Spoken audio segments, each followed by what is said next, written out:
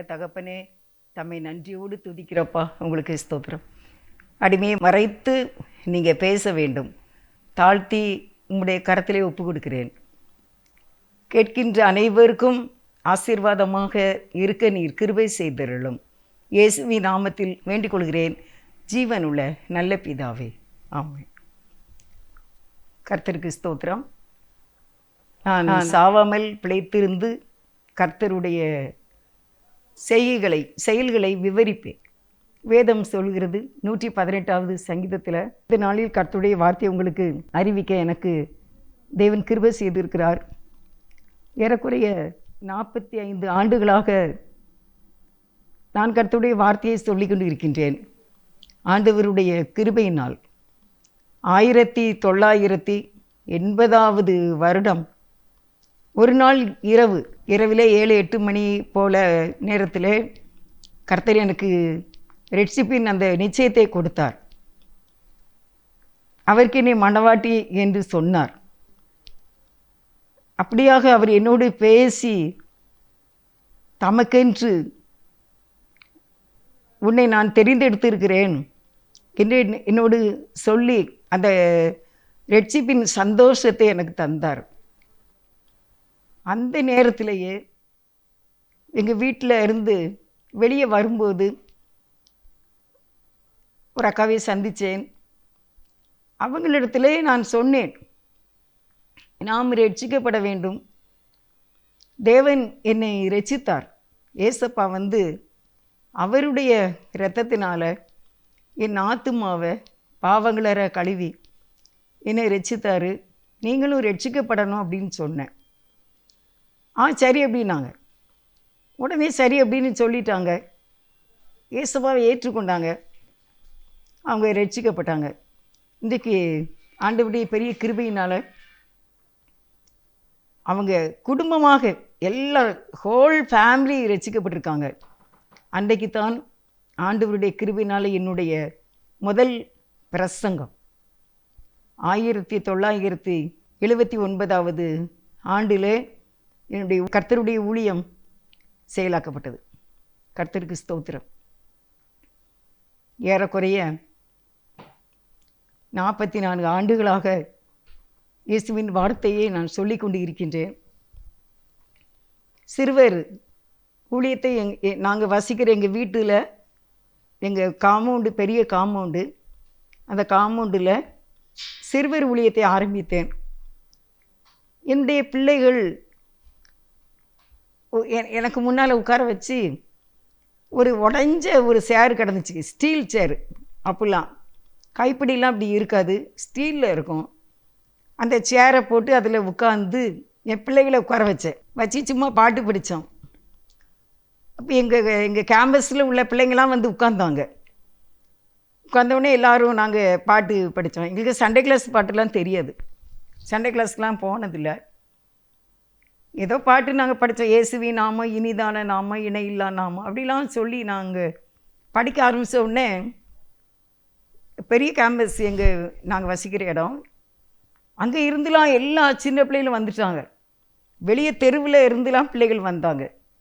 100 பேர் பிள்ளைகள் இருக்கும். ஒரு வரிசைக்கில் 3 பேர் இருக்கலாம். எங்கள் வீட்டு முன்னால் 3 பேர் இருக்கலாம். அப்படியே நெட்டுக்கே இருப்பாங்க பிள்ளைகள். சாயங்காலம் 3 மணிக்கு போல் நாங்கள் ஆரம்பித்து பாட்டு படித்து பிள்ளைகளுக்கு பைபிளை பற்றிய கதை சொல்வேன். அப்படியே நடந்து கொண்டு இருந்தது. பிள்ளைகள் பெருசாக ஆனாங்க. அதுக்கு பிறகு எங்களுடைய ஆலயத்தில் யூத் மீட்டிங்க்கு கூப்பிட்டாங்க. அங்கே தேவனுடைய வார்த்தையை பிரசங்கம் செய்ய கர்த்தர் உதவி செய்தார். அநேக தாய்மார் எங்களுடைய சர்ச்சிலே தாய்மார் கூட்டங்களிலே செய்தி கொடுக்க ஆண்டவர் கிருபை செய்தார். இப்படியே பல இடங்களிலே தேவனுடைய வார்த்தையை கொடுக்க எனக்கு தேவன் கிருபை செய்தார். இன்றைக்கும் அவருடைய கிருபையினால் இந்த இடத்துல நான் கர்த்தருடைய வார்த்தையை சொல்ல இருக்கின்றேன். இத்தனை வருஷம் 1979வது ஆண்டில் இருந்து இந்த 2025வது ஆண்டு வரைக்கும் இதே பைபிள் தான். ஆனால் ஒவ்வொரு நாளும் ஒவ்வொரு இடத்துலையும் ஒவ்வொரு விதமான தலைப்பின் கீழாக தேவன் வார்த்தையை தருவார். ஜீவ தண்ணீருள்ள நதிகள் ஓடும் என்று சொன்னது போல என்னுடைய உள்ளத்திலே தேவனுடைய பிரசங்கம் எனக்கு நடக்கும். எனக்குள்ள பிரசங்கம் நடந்ததை தான் நான் எழுதி வச்சு கொண்டு வந்து உங்களுக்கு அறிவிக்கிறேன். என்னுடைய சொந்தமாக எனக்கு எதுவும் எடுக்க தெரியல, நம்ம அப்படி படிக்கவும் இல்லை அப்படின்னு இன்றைக்கி மதியம் யோசித்துக்கிட்டு இருந்தேன். 45 ஆண்டுகளாக கர்த்தருடைய பிரசங்கத்தை பண்ணி கொண்டு இருக்க தேவன் செய்த உதவியை நினைத்து கர்த்தரை ஸ்தோத்திரித்தேன்.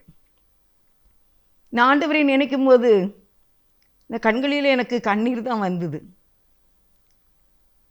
ஏன்னா என்னுடைய கணவர் சத்துணவு வேலையில் அமைப்பாளராக உன்னை சேர்க்கணும், கண்டிப்பாக சேர்க்கணும் அப்படின்னு அவங்க ரொம்ப சொல்லிக்கிட்டு இருந்தாங்க.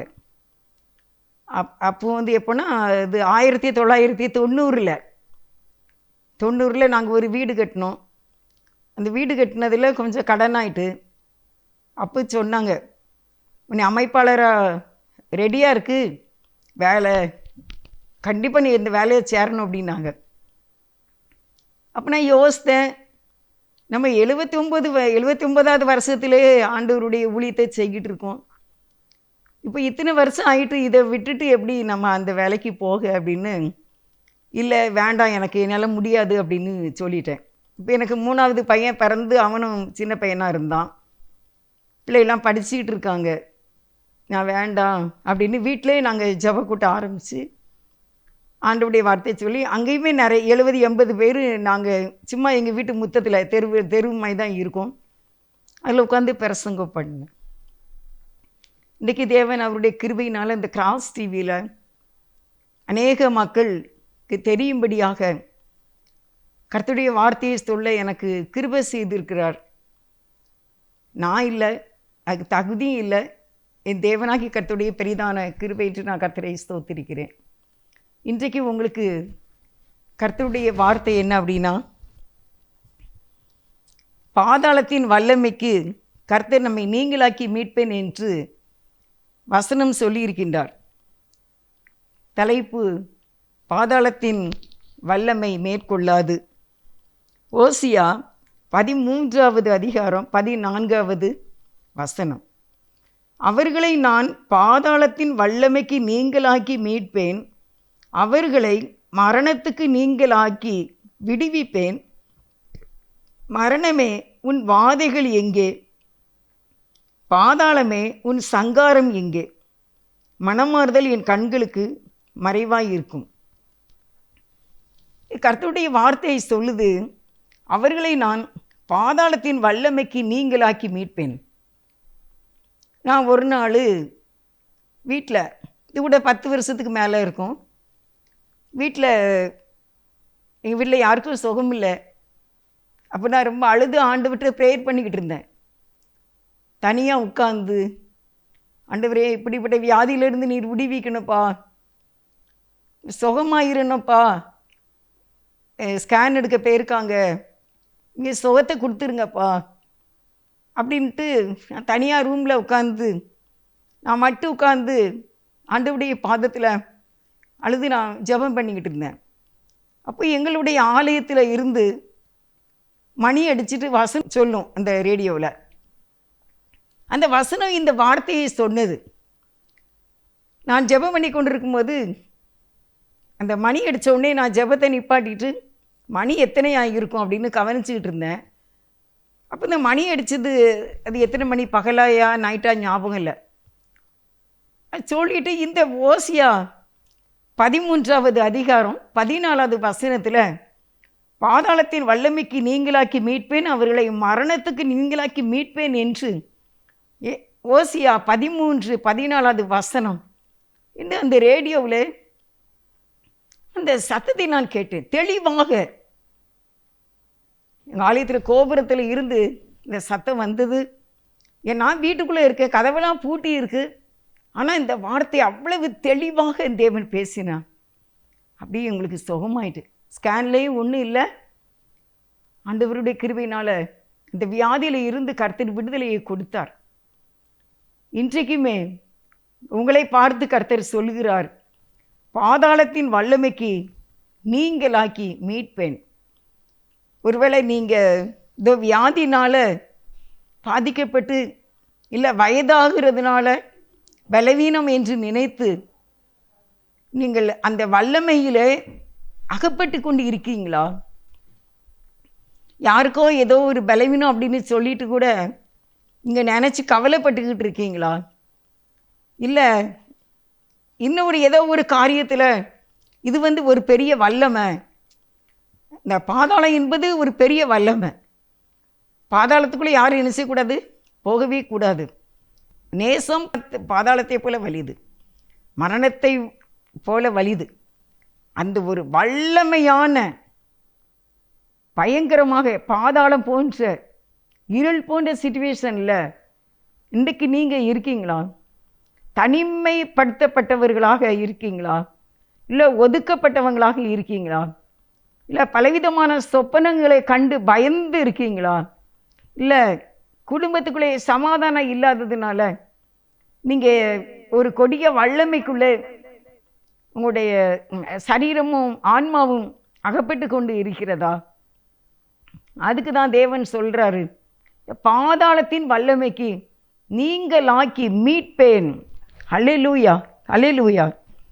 கர்த்தர் சொல்லுகிறார், அது எவ்வளோ பெரிய காரியமாக இருந்தாலும், இல்லை உன்னுடைய பாவத்தின் நிமித்தம் மனசு கஷ்டப்பட்டு, ஐயோ நான் பாவம் செய்திருக்கிறேன், நான் பரலோக ராஜ்யத்துக்கு போயிடுவேனா, இல்லை என்னுடைய மனைவி பரலோகத்துக்கு வந்துடுவாங்களா, என்னுடைய கணவர் குடிவெறியினால் பாதிக்கப்பட்டிருக்காங்களே, அவங்க ரட்சிக்கப்பட்டுருவாங்களா, பரலோக ராஜ்யத்துக்கு வந்துடுவாங்களா, பிள்ளைகளுக்காக ஒருவேளை நீங்கள் கண்ணீரோடு இருக்கீங்களா, இல்லை சகோதரன் சகோதரிகளுக்காக ரட்சிப்புக்காக நீங்கள் அப்படிப்பட்ட ஒரு வல்லமைக்குள்ளே இருந்தா, இன்றைக்கு தேவன் சொல்லுகிறார், அந்த கொடிய பாதாளத்தின் வல்லமைக்கு நீங்களாக்கி மீட்பேன், மீட்பேன். அது எந்த ஒரு பிரச்சனையாக இருந்தாலும் அந்த பிரச்சனைக்கும் இந்த நரகம் என்ற இந்த பாதாளத்துக்கும் நீங்களாக்கி மீட்பேன் அப்படின்னு கர்த்தர் சொல்லுகிறார். அது சாத்தானுடைய இடம்தான் அந்த பாதாளம் உண்டாக்கப்பட்டது. 2 சாமுவேலில் உங்களுக்கு ஒரு வசனம் நான் வாசிக்கிறேன். 2 சாமுவேல் 22வது அதிகாரம் 6-7 வசனம். பாதாள கட்டுகள் என்னை சூழ்ந்து கொண்டது, மரண கண்ணிகள் என்மேல் விழுந்தது. எனக்கு உண்டான நெருக்கத்திலே கர்த்தரை நோக்கி கூப்பிட்டு என் தேவனை நோக்கி அபயமிட்டேன். தமது ஆலயத்தில் இருந்து என் சத்தத்தை கேட்டார். என் கூப்பிடுதல் அவர் செவிகளில் ஏறிற்று. அல்லேலூயா, அல்லேலூயா. எனக்கு ஒரு நெருக்கம் உண்டாயிற்று. அந்த நெருக்கத்திலே பாதாள கட்டுகள் என்னை சூழ்ந்து கொண்டதுன்னு சொல்கிறாரு தாவீது அரசன். அப்படிப்பட்ட ஒரு பயங்கரமான பாதாளம் போன்ற கொடிய இருள் நிறைந்த சிச்சுவேஷனில் நான் இருந்தேன். பாதாளத்தின் வல்லமைகள் என்னை என்ன செய்துச்சான்? பாதாளத்தின் கட்டுகள் என்னை சூழ்ந்து கொண்டது, மரண கண்ணிகள் என்மேல் விழுந்தது. அப்போ நான் என்ன செய்தேன் அப்படின்னா 7வது வசனத்தில், எனக்கு அப்போ ஒரு நெருக்கம் உண்டாயிற்று. நான் நெருக்கப்படுகிறேன், நெருக்கப்படுகிறேன். யாராலும் விடுவிக்க முடியாத ஒரு சூழ்நிலையில் நான் இருக்கேன். என்னுடைய மனதில் உள்ளதை யார்கிட்டையுமே சொல்ல முடியாது. அந்த நேரம் நான் கர்த்தரை நோக்கி கூப்பிட்டு என் தேவனை நோக்கி அபயமிட்டேன். அபயம்னா எப்படின்னா, சங்கு ஊதுவாங்கல்ல, சங்கு ஊதுனா எத்தனையோ தெருவுக்கு கேட்கும்.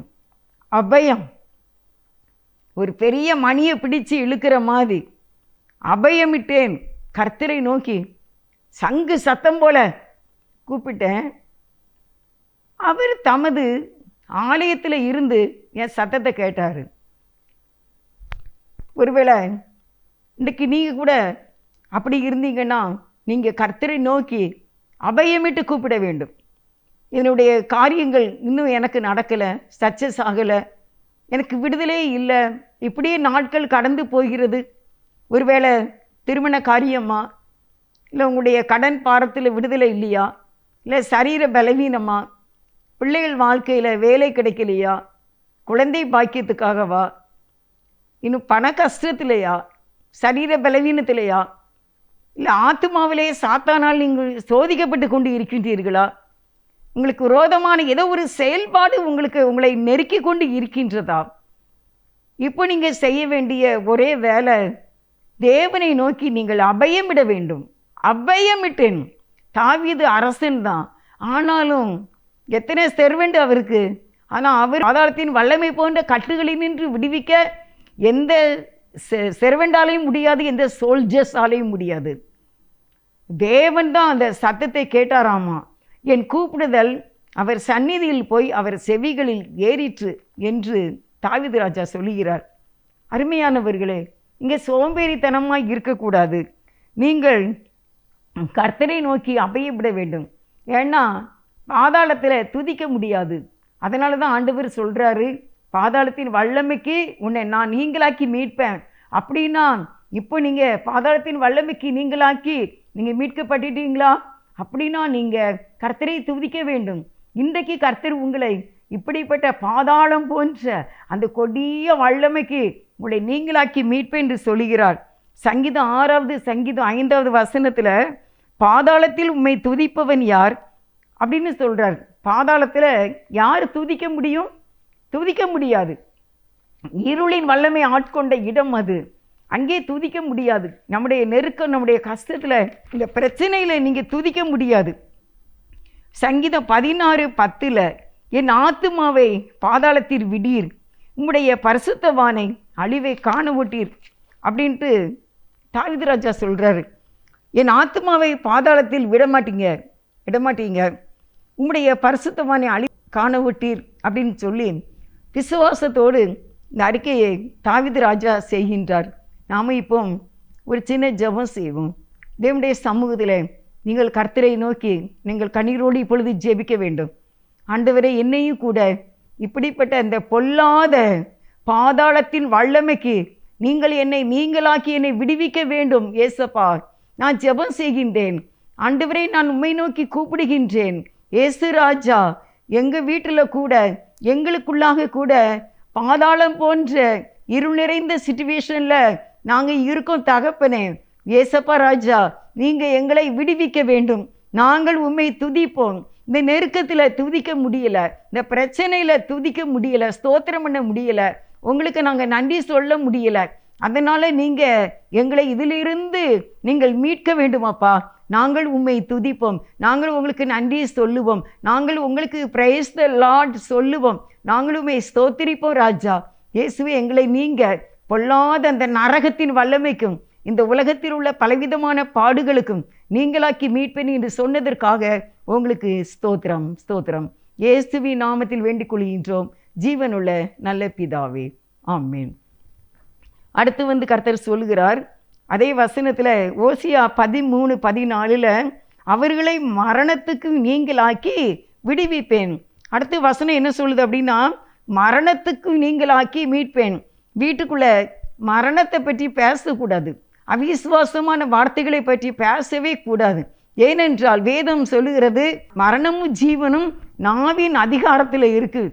இந்த நாவுக்கு ஒரு அதிகாரம் கொடுக்கப்படுகிறது. அந்த நாவில் என்ன சொல்கிறோமோ அது நடக்கும். அதனால் நம்ம எப்பொழுதுமே ஜாக்கிரதையாக இருக்க வேண்டும். நாவிலே ஒரு பெரிய அதிகாரம், ஆர்டர், அத்தாரிட்டி இருக்கிறதுனால ஜீவனை பற்றியே நான் பேச வேண்டும், மரணத்தை பற்றி பேசக்கூடாது. அதான் சொல்கிறார், மரணத்துக்கு நீங்களாக்கி விடுவிப்பேன். சொன்னார், பாதாளத்தின் வல்லமைக்கு நீங்களாக்கி விடுவிப்பேன். இப்போ மரணத்தின் வல்லமைக்கு, மரணத்துக்கு நீங்களாக்கி விடுவிப்பேன் என்று ஆண்டவர் சொல்லுகிறார். இன்று சின்ன வியாதி வந்தாலும் உடனே எல்லாருக்கும் ஒரு மரண பயம் வந்துடும். அதுக்கு பிறகு ப்ரெஷர் கொஞ்சம் கூடிட்டினாலும் உடனே மரண பயம் வந்துடும். என்ன ப்ரெஷர் குறைஞ்சிட்டுனாலும் மரண பயம் வந்துடும், சுகர் குறைஞ்சிட்டுனாலும் மரண பயம் வந்துடும், அதிகமாக ஆயிட்டுனாலும் மரண பயம் வந்துடும். அதனால் ஆண்டவர் இன்றைக்கு இந்த மாதத்தில் நமக்கு கொடுக்குற வார்த்தை என்ன அப்படின்னா, மரணத்துக்கு உன்னை நான் நீங்களாக்கி விடுவிப்பேன் அப்படிங்கிறார். அந்த மரணப்பட அந்த கட்டுகளில் இருக்கிற நம்மை விடுதலை ஆக்குகிற காரியத்தை ஆண்டவர் செய்வேன் என்று சொல்லுகின்றார். அதனால் அருமையானவர்களே, தேவனுடைய சமூகத்திலே நீங்கள் உங்களை தாழ்த்தி ஜெபிக்க வேண்டும், பாவ மன்னிப்பை கேட்க வேண்டும், தேவனை ரொம்ப நெருங்க வேண்டும். நம்ம கிறிஸ்துவர் ஏசப்பாவர் எவ்வளவு நெருங்கி நெருங்கி போகிறோமோ அந்த அளவுக்கு தான் வாழ்க்கையில் உயர்வு இருக்கும். ஜீவனையும் ஆசீர்வாதத்தையும் கர்த்தர் கட்டளையிடுவார். அதற்கு நம்ம ஆண்டவரை நெருங்க வேண்டும். நீங்கள் இந்த வார்த்தை செய்தியெல்லாம் நீங்கள் கேட்கும்போது நீங்கள் கவனத்தோடு கேட்க வேண்டும். இது ஜீவனுள்ள வார்த்தையாக இருக்கின்றது. இது என்னுடைய சொந்த கதை கிடையாது, இது அரசியல் கிடையாது. தேவனுடைய பரலோக ராஜ்யத்தின் கடிதத்தை உங்களுக்கு நான் வாசித்து கொண்டு இருக்கின்றேன். தேவன் உங்களுக்கு வாக்கு கொடுக்கின்றார். என்ன வாக்கு? மரணத்துக்கு உன்னை நீங்களாக்கி விடுவிப்பேன் என்று நீங்கள் விசுவாசிக்க வேண்டும். ஆண்டவரே, நான் விசுவாசிக்கிறேன் அப்பா, என்னை நீங்கள் இந்த மரணத்தின் வல்லமைக்கு நீங்கள் என்னை விடுவிக்கணும். மரண பயத்தோடு இருக்கிற அருமையான அக்கா, அண்ணா, தம்பி, தங்கச்சி, நீங்கள் பெரியவங்களாக இருந்தாலும் இன்றைக்கு நீங்கள் சொல்லுங்கள், நான் மரணத்துக்கு என்ன செய்ய மாட்டேன், பயப்பட மாட்டேன். தேவன் எனக்கு ஜீவனையும் எனக்கு உயிரையும் எனக்கு ஆசீர்வாதத்தையும் எனக்கும் என் குடும்பத்துக்கும் என் பிள்ளைகளுக்கும் மருமக்களுக்கும் என்னுடைய பேரம்பேத்திக்கும் சந்ததிக்கும் தேவன் கட்டளையிட்டு இருக்கிறார். என்னை மீட்பேன் என்று சொல்லி இருக்கிறார். நீங்களாக்கி விடுவிப்பேன் என்று சொல்லி இருக்கிறார். இந்த வார்த்தையை நம்ம விசுவாசிக்க வேண்டும், நம்ப வேண்டும். நான் பயப்பட மாட்டேன், நான் பயமே பட மாட்டேன், நான் கலங்கவே மாட்டேன். நாங்கள் எங்கே போனாலும் நாங்கள் வந்தாலும் தேவன் எங்களுக்கு பாதுகாப்பு கொடுப்பாங்க. எந்த பொல்லாத வியாதியும் எங்களை தாக்கவே தாக்காது. அவைகளை நாங்கள் மேற்கொள்வோம். தேவனுடைய கிருபையினால, இயேசுவின் இரத்தத்தினால, அவருடைய ரட்சிப்பினால இதையெல்லாம் நாங்கள் கடந்து வந்து விடுவோம். ஏனென்றால் தேவன் எங்களுக்கு வாக்கு கொடுக்கிறார். மரண பயத்துக்கு நீங்களாக்கி விடுவிப்பேன் என்று நம்ம கர்த்தருடைய வார்த்தையை சொல்லுகிறதை அருமையானவர்களை நம்ம பார்க்கின்றோம். அதனால் இந்த நாளில் நீங்கள் நிறைய பேர் மரண பயம் ஆஸ்பத்திரியில், நம்ம ஏவிஎம் தூத்துக்குடியில் ஏவிஎம் ஆஸ்பத்திரிக்கு நம்ம யாரையாவது பார்க்க போனால் கூட வெளியே அநேகர் அந்த ரிசப்ஷன் காலில் இருப்பாங்க.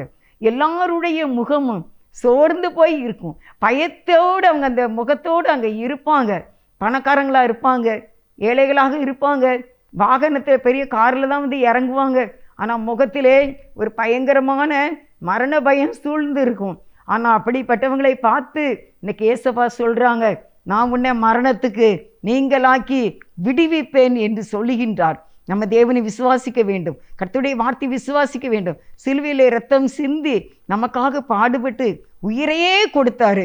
அவர் நம்ம கஷ்டப்படக்கூடாதுன்னு தான் அவர் கஷ்டப்பட்டார். கடந்த நாளில் வந்து எனக்கு ஊரல் எடுத்து ரொம்ப அப்படியே சொரிஞ்சி புண்ணாயிட்டு, ஊரல் எடுத்து புண்ணாகி அப்படியே அந்த எலும்பில் வந்து எனக்கு வலிச்சிட்டு பார்த்துக்கோங்க. அப்போ அந்த எலும்பில் வலித்த உடனே தாங்கவே முடியலை. ஊரல் எடுத்து அந்த புண்ணாகி அது அப்படியே ரத்தமாகி வலிச்சு கிடக்கும்போது எனக்கு என்னுடைய ஹார்ட்டில் அந்த வலியை நான் உணர்ந்தேன். ஆனால் அது தொடையில் இப்படி இடுப்பில் தான், ஆனால் அதை நான் உணர்ந்தது, அந்த வலியை நான் இருதயத்தில் உணர்ந்தேன். அப்போ நான் நினச்சேன், ஏசப்பா நீங்கள் வந்து சிலுவையில் உங்களை எவ்வளோ பெரிய ஆணியை வச்சு அடிச்சிருப்பாங்க. அந்த ஆணி இறங்கி அப்படி அந்த ஆணி செப்டிக் ஆகி கர்த்தருடைய பிளட் சர்க்குலேஷனோட அந்த ஆணியினுடைய அந்த துருவு டெட்டனஸ்பாங்கள்ல அந்த காரியம் ஏசப்பாக்குள்ள அப்படியே சர்க்குலேஷன் ஆகிருக்குமே, சுற்றி வந்திருக்குமே.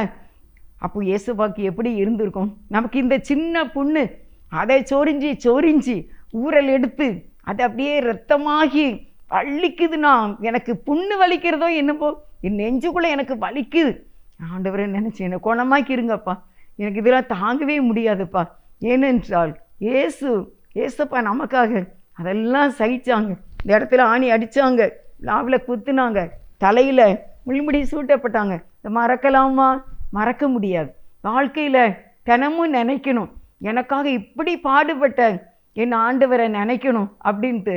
நமக்கு நம்முடைய முற்பிதாக்கள் நமக்கு வீடு வாசல் வாங்கி கொடுத்துருக்காங்க, நிலங்கள் வாங்கி தந்திருக்காங்க, நம்மளை எவ்வளவாய் ஆசீர்வதிச்சிருக்காங்க, எவ்வளவு நகை எல்லாம் போட்டு உங்களுடைய பெற்றோர் உங்களுக்கு திருமணம் செய்து வச்சுருக்காங்க. எல்லாமே உங்கள் முற்பிதாக்களுடைய ஆசீர்வாதங்களை நாம் எவ்வளவாய் அனுபவிக்கிறோம். அப்படி போல் நம்ம அதை நினைக்க மாட்டோமா? நினைப்போம்ல. அதே போல் எங்கள் அப்பா வாங்கி தந்த வீடு, எங்கள் மாமா வாங்கி தந்த வீடு, எங்கள் மாமா தந்த இடம் நிலம் அப்படிலாம் நம்ம சொல்கிறோம். எங்கள் தாத்தா வாங்கி தந்ததுன்னு சொல்கிறோம். எங்கள் பாட்டி தந்த நகை அப்படின்னு சொல்கிறோம்.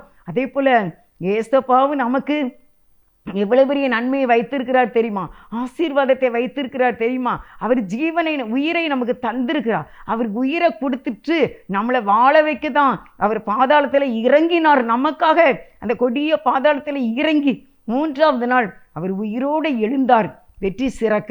அதை நம்ம விசுவாசிக்க வேண்டும். நீங்கள் யாராய் இருந்தாலும் இந்த வார்த்தை கேட்கின்ற நீங்கள், என்னை பாதாளத்தின் வல்லமைக்கும் மரணத்தின் வல்லமைக்கும் என்னை நீங்களாக்கி விடுவிக்கிற ஆண்டவர் எனக்கு இருக்கின்றார் என்று சொல்லி நம்ம இப்போ அதற்காக ஒரு சின்ன ஜெபம் செய்வோம்.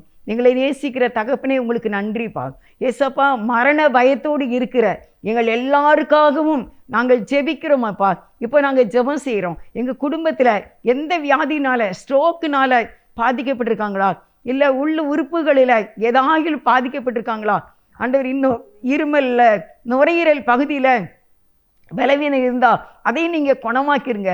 மண்டைக்குள்ளே, மூளைக்குள்ளே, இன்னும் முதுகில், அந்த ஸ்பைனல் கார்டில், கால்வலினால் தகப்பனை எந்த வியாதி பாதிக்கப்பட்டாலும் அதிலிருந்து இன்றைக்கு நீங்கள் விடுதலையை கொடுத்துருங்க ஏசப்பா. மரணத்துக்கு நீங்களாக்கி மீட்பேன் என்று சொன்னீங்களே, இன்றைக்கு இந்த மரணத்துக்கும் மரணத்தின் பயத்துக்கும் எங்களை நீங்களாக்கி நீங்கள் மீட்கும்படி நாங்கள் தம்மை நோக்கி அபயமிடுகிறோம், தம்மை நோக்கி கூப்பிடுகிறோம். நீங்கள் எங்கள் ஜெபத்தை கேட்டு இந்த ஜெபம் செய்கின்ற ஒவ்வொருவரையும் நீங்கள் விடுவிக்கிறது தயவுக்காக ஏசப்பா உங்களுக்கு ரொம்ப நன்றிப்பா. ஸ்தோத்திரம், ஸ்தோத்திரப்பா. ஜீவனையும் ஆசீர்வாதத்தையும் உயிரையும் தீர்க்காயுசையும் கொடுத்து நீங்கள் ஆசீர்வதிக்க போகிற கிருபைக்காக உங்களுக்கு நன்றி. இந்த ஜெபத்தை கேட்டதுக்கு நன்றிப்பா. மரணமே உன் கூரைங்க, பாதாளமே உன் வல்லமை எங்கே, எல்லாம் மறைஞ்சிட்டு, எல்லாம் ஓடி போயிட்டு அதற்காக நன்றி. நீங்கள் ப்ராமிஸ் பண்ணியிருக்கீங்க, நீங்கள் வாக்கு கொடுத்துருக்கீங்க.